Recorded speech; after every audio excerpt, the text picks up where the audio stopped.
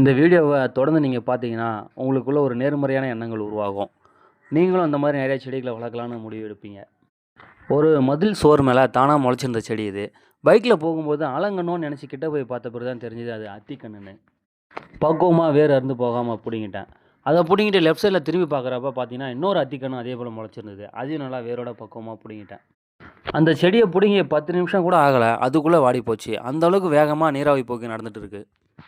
ஆனால் முதல்ல பிடுங்கின அந்த குட்டி செடி மட்டும் வாடவே இல்லை. வீட்டில் ஏற்கனவே வச்சுருந்த பையில் தேவையான அளவு மண்ணை நிரப்பி 2 செடியும் பத்திரமா நட்டுட்டேன் மண்ணுக்குள்ளே.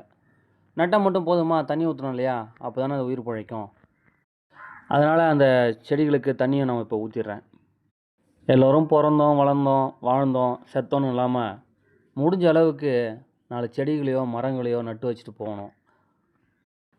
அந்த ஒரு நல்ல எண்ணத்தை அடிப்படையாக வச்சு தான் எங்கேயாச்சும் பறவைகள் வெளிச்சத்துலேருந்து செடிகள் முளைச்சி வந்ததுன்னா அந்த செடிகளை பக்குவமாக பிடுங்கி கொண்டு வந்து இந்த மாதிரி நட்டு வளர்ப்பேன். என்னோடய வீடியோ தொடர்ந்து பார்க்கறவங்களுக்கு தெரியும் நான் இந்த மாதிரி நிறைய செடிகளை வளர்த்துருக்கேன்னு.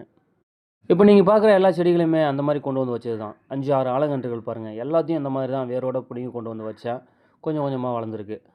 அது மட்டும் இல்லாமல் அத்திக்கன்றுகளும் நிறையா வளர்ந்துருக்கு. ஏற்கனவே நான் விதை போட்டு வளர்த்த நாவக்கன்றுகளும் வளர்ந்துருக்கு. சாப்பிட்டு போட்ட பெருச்சங்கன்றுகளும் வளர்ந்துருக்கு.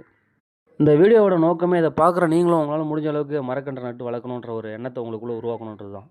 இந்த வீடியோ பிடிச்சிருந்தா லைக் பண்ணுங்கள், என்னோட சேனல் சப்ஸ்கிரைப் பண்ணுங்கள், மற்றவங்களும் ஷேர் பண்ணுங்கள். நீங்களும் உங்களால் முடிஞ்ச அளவுக்கு இந்த மாதிரி செடிகளை வளர்த்து நாட்டுக்கு நல்லது செய்யுங்க.